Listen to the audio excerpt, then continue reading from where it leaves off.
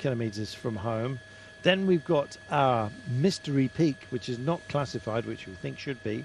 That's our launch pad at 15 to go. And then at 4.5 from home, we have the passage of the finish line before we complete 4.5 kilometres of a circuit. We'll have about 6 kilometres of circuit, so we join it about, a couple of kilometres from what will be the finish line. So don't get befuddled by suddenly seeing the Flamme Rouge and thinking, hang on a minute, there's still 5.5 kilometres of this day remaining.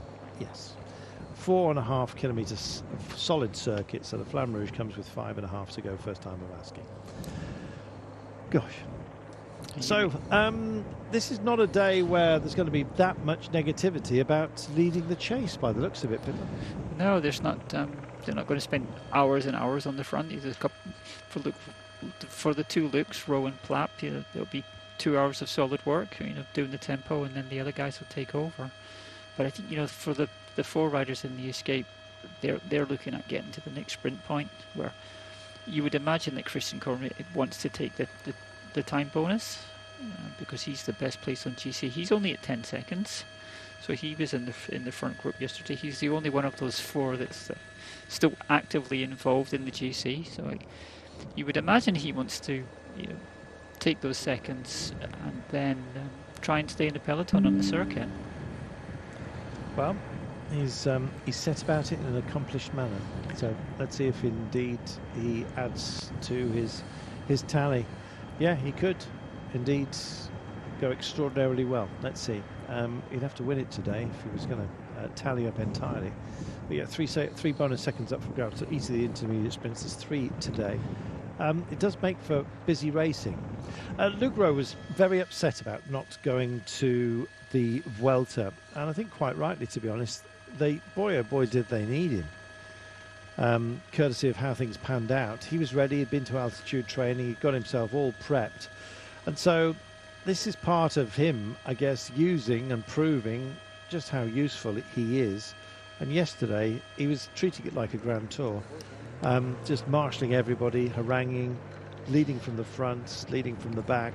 You get the idea. Look at him on the radio again.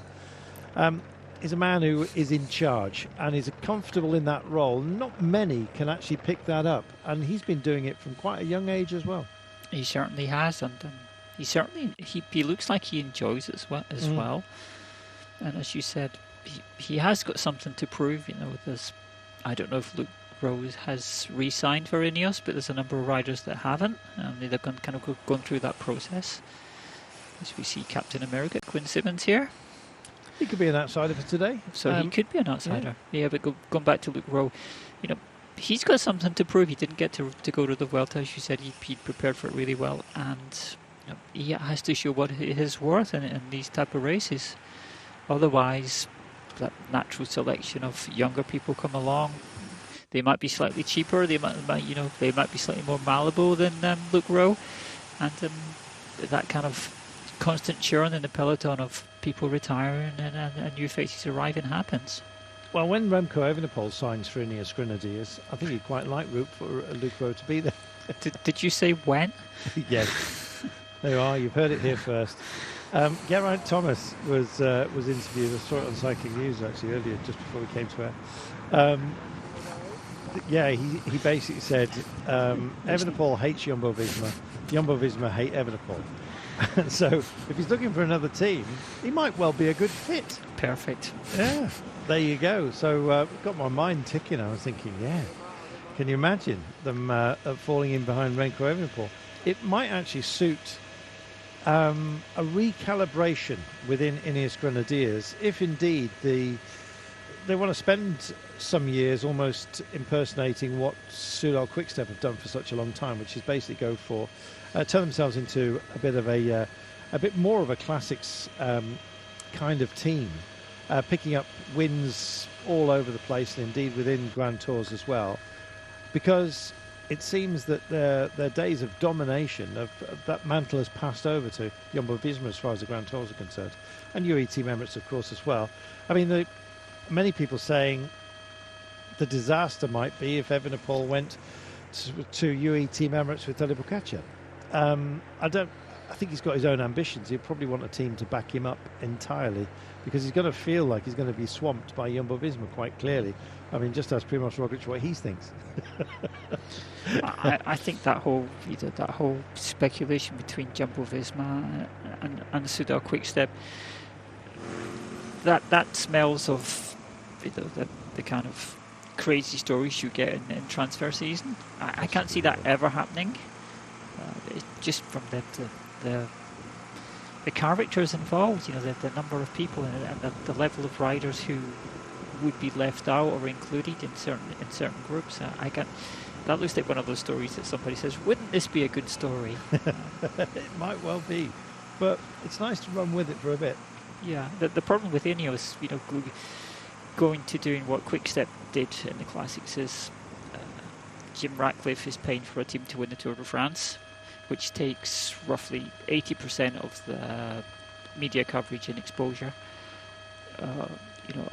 in cycling. So, he's paying for Tour de France results. He doesn't really care about Milan San Remo and the Worlds.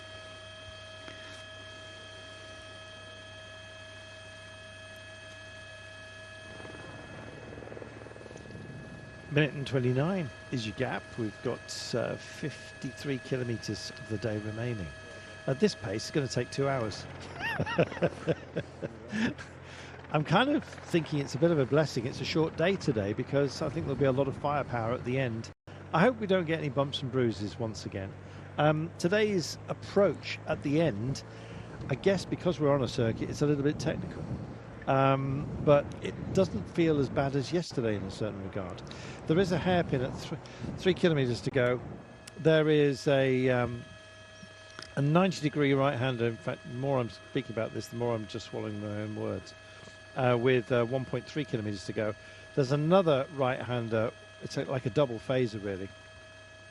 Feels like you're on a roundabout, we'll see. With about 900 metres to go. And then it's more or less arrow straight to the line, save for a very late bend. But it's a gentle one, but the best place to be is on the left-hand side of the road. It's a left-hander.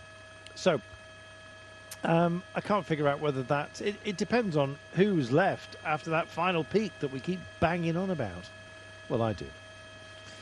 Yeah, let's see. We'll see. 51.8, and...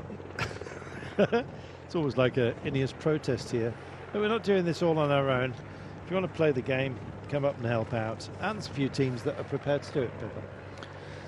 Yeah, there'll be a kind of fight for position now and again, but why would you help such a strong team? They'll look at the lineup and think, well, Luke Roerlijk's doing this. Luke Plapp, they're training him up to do the same thing for the next 10 years. Just leave them to it for a while. Enjoy the countryside while you can before it gets really desperate. You look over to the left, you see the seaside. There's not many races you get to do that. Well, that is true. I love the mountaineers there. They've just got themselves onto a small mound. But you can be absolutely certain that somebody's going to go just down below, about 2 metres lower, and take that picture up to the sky and say, there you go, K2, conquered. Well, we're not dealing with those kind of mountains today. It's the sort of thing I used to do in Derbyshire, to be honest. But that was a long time ago. This is now. And we have, we're sort of actually skittling along quite nicely. I'm just looking at the surface of the water here. Now, it's disturbed by a breeze, as you can see, and it looks like it's coming straight towards them at the moment, so a bit of a headwind. So, yeah, I guess some of the power men might actually start thinking, well, if this carries on, it might serve me quite well today. Let's see. Certainly the breakaway will be hampered a little bit by this. Just going to welcome back our wider family.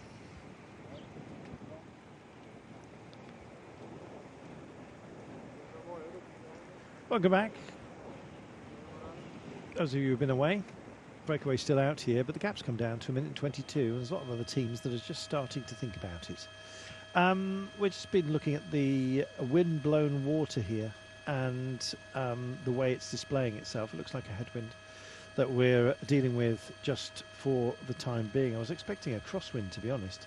I might be misreading the wind, but the pace is really stalling, and there's been a sort of an accord by those who are chasing on just for the time being. Well, actually, it looks like a lack of accord right now.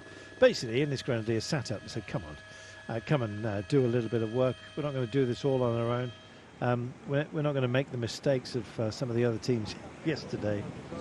Well, Bahrain victorious, notably. They did an awful lot of work for not much gain yesterday, didn't they?